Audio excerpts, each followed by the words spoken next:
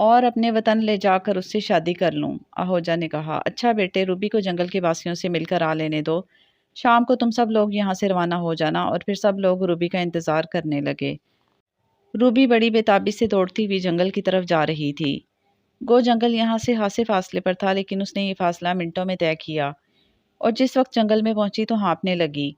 اس کا سانس دھونکنے کی طرح چل رہا تھا، اور پھر وہ آہستہ آہستہ آگے بڑھی۔ وہ اس بات پر بہت حیران تھی کہ جنگل کے باسی نہ جانے کہاں غائب ہو گئے ہیں۔ اس نے جمی کو پکارا، لیکن کوئی جواب نہ ملا۔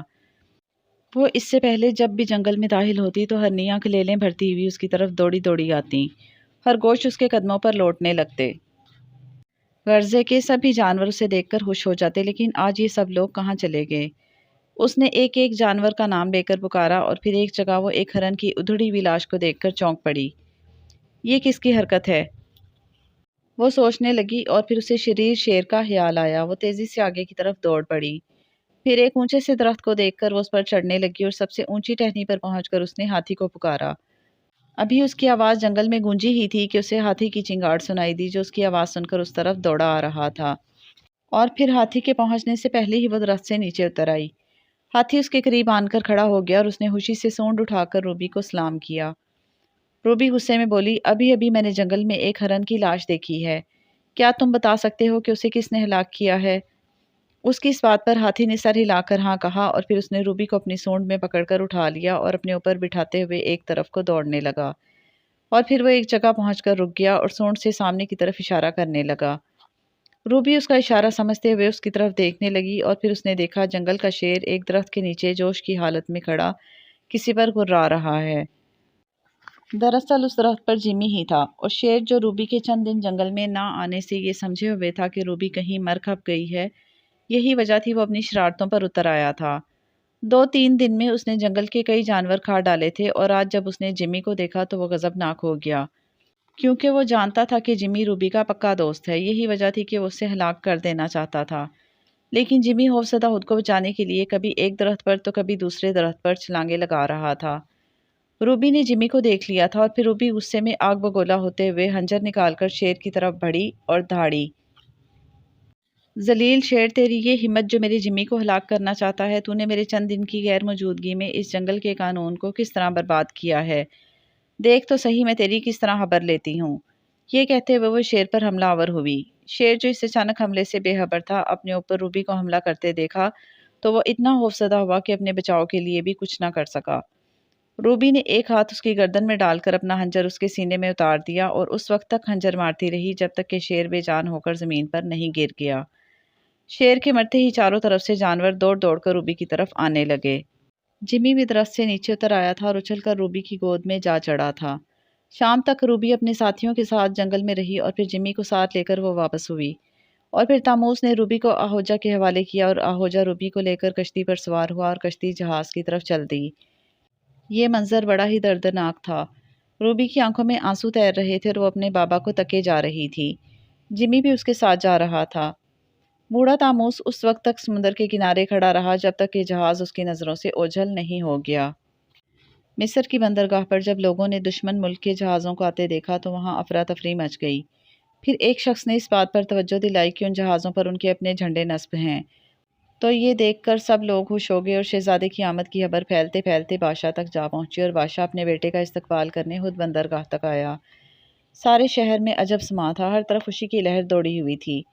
لوگ اپنے شہزادے کا استقبال کرنے کے لیے گھروں سے نکل نکل کر بندرگاہ کی طرف آ رہے تھے، اور جس وقت آہوجا روبی کو ساتھ لے کر بندرگاہ پر اترا تو اس کا باپ روبی کو دیکھ کر بہت خوش ہوا۔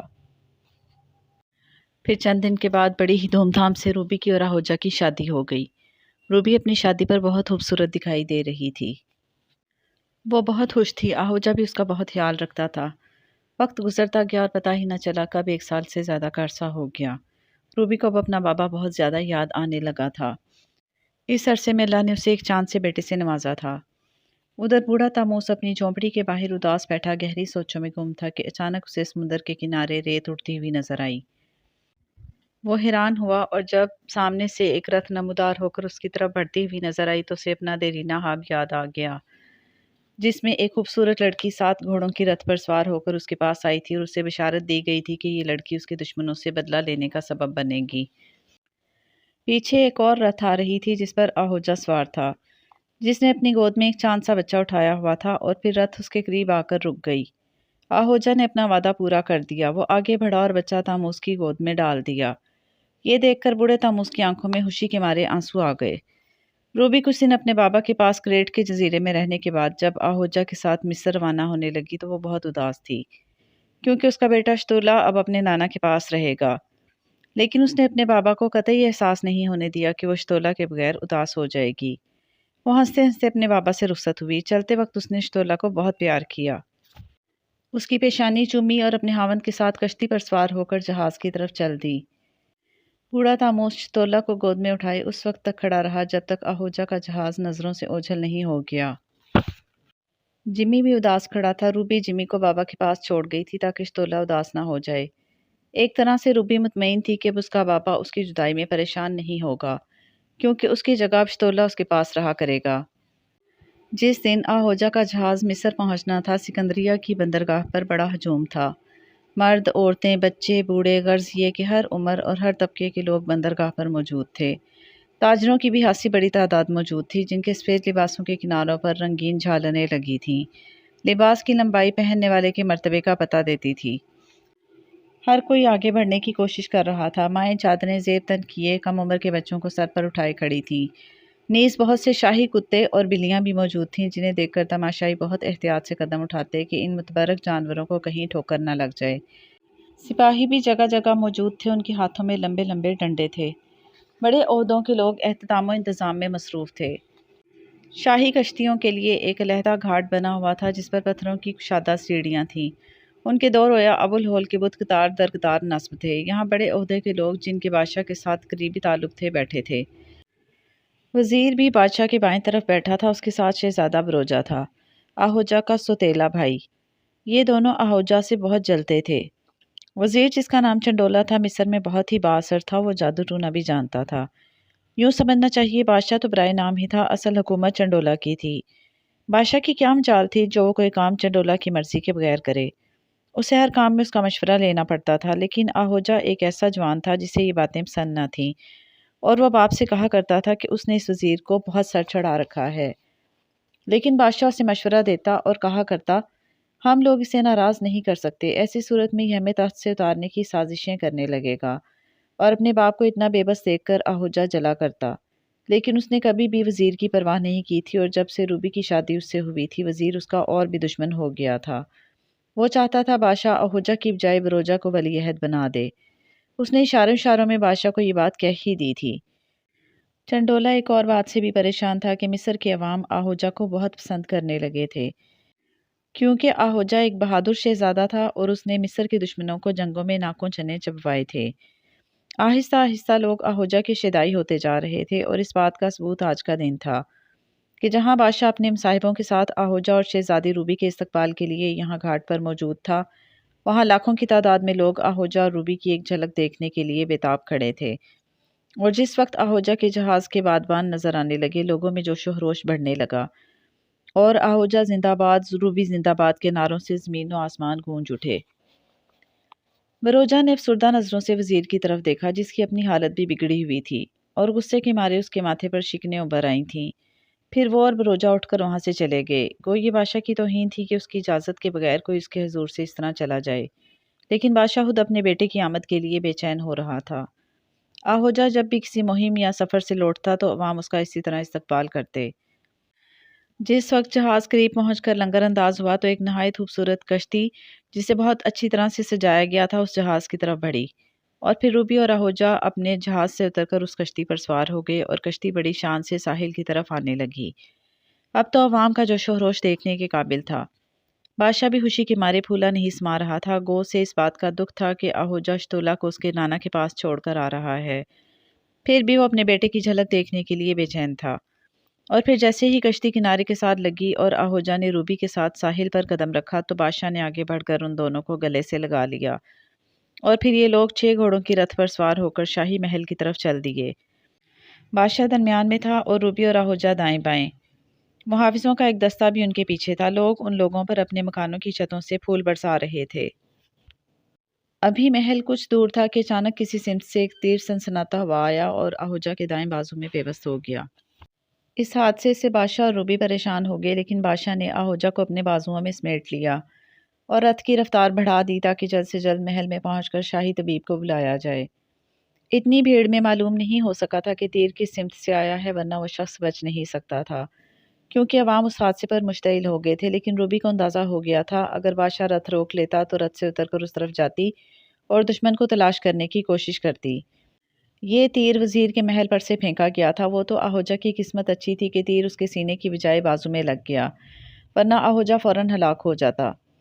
محل میں پہنچ کر شاہی طبیب کو طلب کیا گیا، جس نے تیر نکال کر مرہم لگا دیا اور کوئی محلول بھی پلایا تاکہ زہر کا اثر زائل ہو جائے، لیکن آہوجا پر غشی طاری تھی۔ شام کے وقت جہاں دوسرے امرا اور رؤسا شہزادے کی خبر گیری کے لیے آئے، وہاں وزیر چنڈولا بھی آیا۔ شہزادے کو دیکھ کر اس کے چہرے پر فتح کی مسکراہٹ تھی۔ وہ سمجھتا تھا کہ زہر کے اثر سے شہزادہ بچ نہیں سکے گا۔ شاہی طبیب بھی شہزادے کی صحت کے بارے میں فکر مند تھا، کیونکہ شہزادے کی جسم کی رنگت نیلی پڑتی جا رہی تھی اور پھر رات پڑتے ہی لوگوں کا محل میں آنا بند کر دیا گیا۔ اب سوائے شاہی خاندان اور طبیب کے شہزادے کے پاس اور کوئی نہیں تھا۔ جب شہزادے کی حالت زیادہ بگڑنے لگی تو طبیب نے بھی جواب دے دیا اور بولا، بادشاہ سلامت، شہزادے کا علاج اب میرے بس میں نہیں رہا، آپ دعا کریں شاید شہزادہ صحت یاب ہو جائے۔ طبیب کی بات سن کر بادشاہ غم کے مارے نڈھال ہو کر گر پڑا۔ لوگوں نے اسے سنبھالا، محل میں کوہرام مچ گیا اور پھر اچانک روبی کو کچھ یاد آیا اور اس نے شیش ناگ کا دیا ہوا منکا پانی میں گھولا اور وہ پانی قطرہ قطرہ آہوجا کے منہ میں ڈالنے لگی، اور پھر سب لوگ یہ دیکھ کر حیران رہ گئے۔ شہزادے کی رنگت اپنی اصلی حالت میں آنے لگی اور وہ بڑی تیزی کے ساتھ صحت یاب ہونے لگا۔ بادشاہ کو جس بات کا پتہ چلا جو کہ شہزادے کی زندگی سے نا امید ہو گیا تھا، تو اٹھ کر شہزادے کے پاس آیا اور اس نے بھی جب آہوجا کی حالت سنبھلتے دیکھی تو خوشی کے مارے اس کی آنکھوں سے آنسو بہہ نکلے اور پھر چند ہی گھنٹوں میں شہزادہ بھلا چنگا ہو گیا۔ ادھر وزیر اس بات سے مطمئن ہو کر کہ بس رات کے کسی پہر آہوجا مر جائے گا، اپنے محل میں آرام کی نیند سویا تھا، اور پھر صبح جب ملازموں نے اسے اٹھایا تو وہ یہ سمجھا کہ شاید یہ لوگ آہوجا کی موت کی خبر دینے والے ہیں، لیکن جب ان کی زبانی یہ بات معلوم ہوئی کہ شہزادہ ٹھیک ہو گیا ہے تو وہ پریشان ہو گیا۔ بادشاہ نے شہزادے کی صحت یابی کی خوشی میں ایک بہت بڑے جشن کا اعلان کیا۔ غریبوں اور مسکینوں میں خیرات تقسیم کی گئی۔ جہاں جشن کی تیاریاں ہو رہی تھیں وہاں پر سپاہی اس شخص کی تلاش میں گھر گھر پھر رہے تھے، لیکن ان بیچاروں کو کیا خبر تھی کہ حملہ آور ان کی پہنچ سے کہیں دور ہے۔ لیکن روبی نے ارادہ کر لیا تھا کہ جس شخص نے آہوجا پر حملہ کیا ہے وہ اسے ضرور تلاش کرے گی اور ایسی سزا دے گی کہ دوسرے لوگوں کو عبرت ہو۔ اور پھر ایک دن وہ ایک سفید گھوڑے پر سوار ہو کر اکیلی ہی وزیر کے محل کی طرف چل دی۔ گوئی یہاں سے محل زیادہ دور نہیں تھا، پھر بھی روبی جلد سے جلد وہاں پہنچ جانا چاہتی تھی۔ وہاں پہنچ کر اس نے گھوڑے کو محل کے باہر ایک مقام پر باندھ دیا اور زینہ طے کرتی ہوئی محل کے بڑے دروازے کی طرف بڑھی۔ محافظ جانتے تھے کہ روبی کون ہے، لیکن پھر بھی ان لوگوں نے پرواہ نہ کی اور آگے بڑھ کر روبی کو دروازے میں داخل ہونے سے روک دیا۔ لیکن یہاں بھی روبی تھی۔ اس نے اپنی پراسرار قوت اپنی آنکھوں میں سمیٹی اور محافظوں کی آنکھوں میں آنکھیں گاڑ دیں۔ اس کی آنکھوں سے جوش و خارج ہوئی، اس نے محافظوں کے جسم سے جان کھینچ لی اور وہ ادھموئے ہو کر فرش پر گر پڑے۔ اب راستہ صاف تھا، روبی بے دھڑک آگے بڑھ گئی۔ ابھی وہ چند قدم ہی چلی ہوگی کہ اچانک رک گئی، کیونکہ چند قدم کے فاصلے پر وزیر چنڈولا کھڑا اسے گھور رہا تھا۔ وہ نہ صرف چالاک اور اپنے وقت کا بہت بڑا مکار شخص تھا، بلکہ کہا جاتا ہے کہ وہ بہت زیادہ جادو بھی جانتا تھا۔ اس نے فوراً ہی چہرے پر مسکراہٹ پیدا کر لی اور بولا، شہزادی صاحبہ کیسے تشریف آوری ہوئی؟ میں آپ کو خوش آمدید کہتا ہوں۔ روبی ذرا نہ جھجکی اور بولی، میں یہاں اس لیے آئی ہوں کہ مجھے شک ہے کہ اس دن آہوجا پر قاتلانہ حملہ اسی محل سے ہوا تھا۔ میں اس شخص کو تلاش کر کے عبرتناک سزا دینا چاہتی ہوں۔ روبی کی زبانی یہ سن کر لمحہ بھر کو تو وزیر کا رنگ زرد پڑ گیا، لیکن پھر اس کی عیار آنکھوں میں چمک پیدا ہوئی اور وہ بڑی مکاری سے بولا، شہزادی صاحبہ یہ آپ کیا کہہ رہی ہیں؟ بھلا میرے محل میں کوئی ایسی حرکت کیوں کرنے لگا؟ آپ کو شاید غلط فہمی ہوئی ہے، مجھے غلط فہمی نہیں ہوئی۔ میں پورے یقین کے ساتھ کہہ سکتی ہوں کہ آہوجا پر حملہ اسی محل کے تیسرے برج پر سے ہوا تھا۔ یہ سن کر وزیر بگڑ پڑا۔ شہزادی صاحبہ، میں نے آپ کو محل میں داخل ہونے کی اجازت دے کر غلطی کی ہے۔ برائے مہربانی آپ فوراً یہاں سے نکل جائیں ورنہ برا ہوگا۔ آپ ہاں مجھ پر الزام لگا کر مجھے بدنام کرنا چاہتی ہیں۔ ٹھیک ہے، میں جا رہی ہوں، لیکن یاد رکھیں جس شخص نے آہوجا پر حملہ کیا تھا وہ زیادہ دن میرے ہاتھوں سے بچ نہیں سکتا۔ ایک نہ ایک دن اسے سزا بھگتنا ہی ہوگی۔ یہ کہتے ہوئے روبی واپس ہوئی اور زینہ اتر کر گھوڑے کی طرف بڑھی۔ وزیر غضبناک نظروں سے اسے جاتے ہوئے دیکھ رہا تھا اور اس وقت تک وہاں کھڑا رہا جب تک روبی کا گھوڑا اس کی نظروں سے اوجھل نہیں ہو گیا۔ اس رات وزیر ایک مرصع تخت پر فکر مند بیٹھا تھا۔ وہ دن میں پیش آئے ہوئے واقعے کو بھلانا چاہتا تھا۔ اس کے قریب ہی بروجہ بھی بیٹھا تھا۔ وہ بھی سخت پریشان تھا کیونکہ وزیر کی زبانی اسے معلوم ہو چکا تھا کہ اس کے بھائی کی بیوی روبی اس شخص کی تلاش میں آئی تھی اور جاتے ہوئے دھمکی بھی دے گئی تھی کہ حملہ آور کو تلاش کر کے ضرور سزا دے گی۔ دراصل آہوجہ پر تیر سے حملہ اسی نے کیا تھا اور یہ سب کچھ وزیر کے کہنے پر ہی ہوا تھا۔ بروجہ تم فکر نہ کرو، روبی تمہارا کچھ بھی نہیں بگاڑ سکتی، اسے میری طاقت کا اندازہ نہیں ہے۔ اگر معلوم ہوتا تو وہ یہاں آنے کی جرات نہ کرتی۔ اب بھی اگر اس نے یہاں آنے کی دوبارہ کوشش کی تو میں اسے ایسی سزا دوں گا کہ وہ عمر بھر یاد رکھے گی۔ وزیر نے بروجہ کو تسلی دیتے ہوئے کہا، میں مانتا ہوں کہ آپ میری ہر طرح مدد کریں گے، لیکن آپ روبی کو اتنا نہیں جانتے جتنا میں اسے جانتا ہوں۔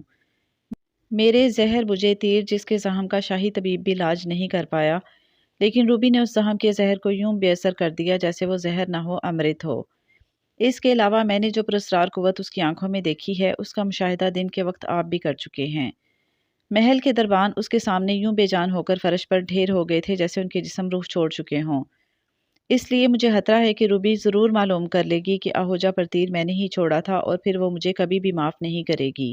یہ کہتے ہوئے بروجہ کانپنے لگا۔ پریشان نہ ہو میرے بچے، میں جانتا ہوں اس میں پراسرار قوت ہے، لیکن میں بھی قسم کھا کر کہتا ہوں کہ اگر میں نے اسے اور اس کی پراسرار قوتوں کو تباہ نہ کر دیا تو میرا نام چنڈولا نہیں۔ وزیر نے جوش میں آتے ہوئے بروجہ کو سمجھایا۔ اچھا اب میں چلتا ہوں۔ یہ کہتے ہوئے بروجہ وہاں سے اٹھایا اور اپنے رتھ پر سوار ہو کر محل کی طرف چل دیا۔ اتفاق سے جیسے ہی اس کا رتھ محل کے دروازے کے سامنے رکا، روبی بھی کسی کام سے وہاں سے گزری۔ روبی جانتی تھی کہ اس کا یہ دیور اسے اور اس کے خاوند کو اچھا نہیں سمجھتا۔ بروجہ جیسے ہی رتھ سے اتر کر دروازے کی طرف بڑھا، اپنے سامنے روبی کو کھڑا پایا۔ اسے دیکھ کر اس کا رنگ زرد پڑ گیا۔ دروازے کے دونوں طرف جلتی ہوئی مشعلوں کی روشنی اس کے چہرے پر پڑ رہی تھی۔ روبی جان گئی کہ بروجہ کچھ پریشان ہے۔ اس نے سوچا کیوں نہ معلوم کر لیا جائے کہ یہ کہاں سے آ رہا ہے، تاکہ اس کی پریشانی کی وجہ معلوم ہو سکے، اور پھر اس نے اپنی ذہنی قوت کو اپنی آنکھوں میں سمیٹا، بروجہ کی آنکھوں میں دیکھنے لگی تاکہ وہ جان سکے کہ بروجہ کے ذہن میں کیا ہے، اور پھر اسے وہ منظر نظر آ گیا۔ اس نے دیکھ لیا کہ بروجہ وزیر کے پاس سے اٹھ کر آ رہا ہے۔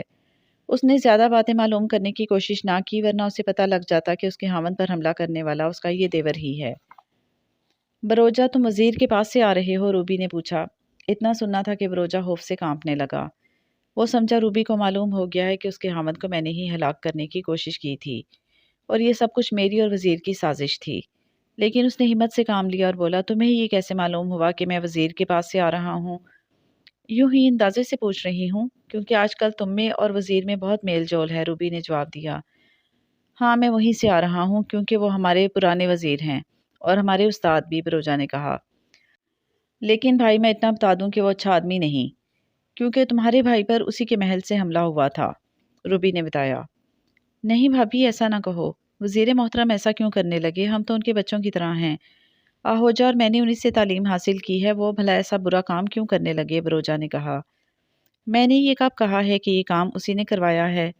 میں تو صرف یہ کہہ رہی تھی کہ وہ اچھا آدمی نہیں ہے۔ آج میں اس کے محل گئی تھی لیکن اس نے مجھے محل میں داخل نہیں ہونے دیا، روبی نے کہا۔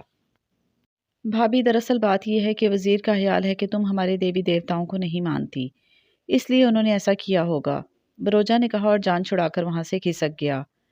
روبی بھی اپنے محل میں آہوجہ کے پاس آ گئی۔ آہوجہ اب بھی مسری پر دراز تھا۔ گو زہر کا اثر زائل ہو گیا تھا لیکن زخم میں تکلیف تھی، اس لیے آہوجہ زیادہ تر مسری پر ہی پڑا رہتا تھا۔ آہوجہ نے جو روبی کے چہرے پر فکر کے آثار دیکھے تو بولا، روبی کیا بات ہے؟ تم کس سوچ میں غرق ہو؟ کیا شتولا کی یاد ستا رہی ہے؟ شتولا کی یاد تو اب تم نے کرائی ہے، ورنہ پہلے میں کچھ اور ہی سوچ رہی تھی۔ ذرا مجھے بھی تو پتہ چلے کہ تم کیا سوچ رہی تھیں، آہوجہ نے ذرا سا اٹھ کر تکیے کا سہارا لیتے ہوئے پوچھا۔ میں سوچ رہی تھی کہ تم پر کس نے حملہ کیا ہے، کیا وزیر کا تو اس میں ہاتھ نہیں؟ روبی کی بات سن کر آہوجہ نے ایک زوردار قہقہہ لگایا اور بولا، روبی یہ ٹھیک ہے کہ وزیر مجھے اچھا نہیں سمجھتا، لیکن وہ میرا استاد ہے، بھلا وہ ایسا کیوں کرنے لگا؟ خدا کرے ایسا ہی ہو۔ یہ کہتے ہوئے روبی اپنی مسری پر دراز ہو گئی اور پھر اس کا خیال دوبارہ شتولا کی طرف چلا گیا اور پھر اس نے سوچا، دیکھنا چاہیے شتولا کیا کر رہا ہے۔ گو اس وقت شتولا کا ذہن کمزور تھا، پھر بھی روبی نے اس سے ذہنی رابطہ قائم کرنے کی کوشش کی۔ उधर शतोला बूढ़े तामूस के करीब बैठा हुआ काले नाग के साथ खेल रहा था और बूढ़ा तामूस गहरी नींद सोया हुआ था। काला नाग भी ये जानकर यहाँ आ जाता कि शतोला रूबी का बेटा है और फिर खेलते खेलते शतोला के नन्हे से जहन में हल्की सी चकाचौंध हुई और उसकी माँ की तस्वीर उभरी। मासूम बच्चा उस तस्वीर को पहचानता था और क्यों ना पहचानता, अंदर से खून ने जोश मारा था। काले नाग ने जब शतोला की तवज्जो अपने से हटते देखी तो वो फुनकार कर फिर शतोला के सामने आ गया, जिससे शतोला की तवज्जो अपनी माँ की शबीह से हट गई। लेकिन उसे काले नाग पर बहुत गुस्सा आया। उसने हाथ बढ़ाकर काले नाग को गर्दन से पकड़ लिया और दबाने लगा, जिससे काला नाग घबराकर झटका मारकर शतोला के हाथ से निकल गया और फिर एक बार शतोला के जहन में चकाचौंध हुई और उसकी माँ रूबी का चेहरा उभरा और मध्यम सी आवाज़ सुनाई दी, शतोला बेटे तुम क्या कर रहे हो? शतोला भी बहुत छोटा था, बात करना तो कुछ उसे मामूली सा शऊर भी नहीं था, वो क्या जवाब देता। लेकिन वो होश होकर ऊँ ऊँ करने लगा, जिससे बूढ़े तामूस की आंख खुल गई। काला नाग तो शतोला को नाराज़ देखकर वहाँ से जा चुका था और तामूस को उसके बारे में खबर भी नहीं थी कि कुछ देर पहले यहाँ काला नाग मौजूद था। उसने नन्हे शतोला के चेहरे पर मोहब्बत भरी मुस्कुराहट देखी तो वह हैरान रह गया कि शतोला ने किसे देखा है जो वो इतना खुश है। और फिर उसने अपनी पुरस्कार कुव्वत से शतोला के जहन में झांका तो वहाँ उसे रूबी का चेहरा नजर आ गया। अब वह समझ गया कि रूबी ने शतोला से जहनी राब्ता कायम किया है और फिर उसने खुद अपनी जहनी लहरों को रूबी के जहन की तरफ दौड़ाया। उधर रूबी जो शतोला को देख देख कर खुश हो रही थी कि अचानक उसका वो सिलसिला मुनक़ता हो गया और उसके जहन में उसके बाबा की तस्वीर उभरी और वो खुश हो गई। बाबा मैं रूबी हूँ। बाबा आप इतनी रात के जाग रहे हैं? रूबी ने सवाल किया। बेटी तू भी तो जाग रही है। मैंने शतोला के जहन में तेरी तस्वीर उभरी देखी तो सोचा मैं भी तुझसे मिल लूँ। कहो बेटी तुम खुश तो हो? तामूस ने पूछा। हाँ बाबा आप कैसे हैं? मैं भी ठीक हूँ बेटा, इतनी रात गए तुम्हें शतोला कैसे याद आया? बूढ़े तामूस ने पूछा। बाबा यूं ही याद आ गया था, इसलिए मैंने देखना चाहा कि क्या कर रहा है। चूंकि वो जाग रहा था इसलिए जल्द ही राब्ता कायम हो गया, रूबी ने बताया। और आहोजा कैसा है? बाबा वो ज़ख्मी हैं, किसी बदज़ात ने उन पर कातिलाना हमला कर दिया था, लेकिन खुदा ने उन्हें बचा लिया। बाबा यहाँ उनके बहुत दुश्मन हैं, रूबी ने बताया। बेटी तुम उसका ख्याल रखना। गो वो बहादुर नौजवान है, लेकिन इस दुनिया में सिर्फ बहादुरी ही की नहीं, और भी पुरस्कार कुव्वतों की ज़रूरत पड़ती है। मैं समझता हूँ तुम्हारे होते हुए कोई भी उसका कुछ नहीं बिगाड़ सकता। बाबा आपकी दुआएं चाहिए, रूबी ने कहा। अच्छा बेटी अब आराम करो। शतोला की आंखें भी भारी हो रही हैं, शायद वो सोना चाहता है। ये कहते हुए बूढ़े तामूस ने राब्ता तोड़ दिया और शतोला को थपकी देकर सुलाने लगा। उधर रूबी भी जहनी थकावट की वजह से जल्द ही सो गई और लंबे लंबे हराटे लेने लगी। रात के पिछले पहर शहजादे बरोजा के महल में वज़ीर का एक खास आदमी शहजादे से मिला और उससे पैगाम पहुंचाया कि वो अभी वज़ीर से मिल ले। बरोजा उसी वक्त रवाना हो गया जहां वज़ीर उसका इंतज़ार कर रहा था और फिर उन दोनों ने मिलकर एक साजिश तैयार की और फिर बरोजा वापस महल में आ गया। सुबह जब रूबी सोकर उठी तो आहोजा उससे पहले ही बेदार हो चुका था। कनीज़ों ने आहोजा का हाथ मुंह धुलवाया, रूबी भी तैयार होकर आ गई और फिर उन दोनों ने नाश्ता किया।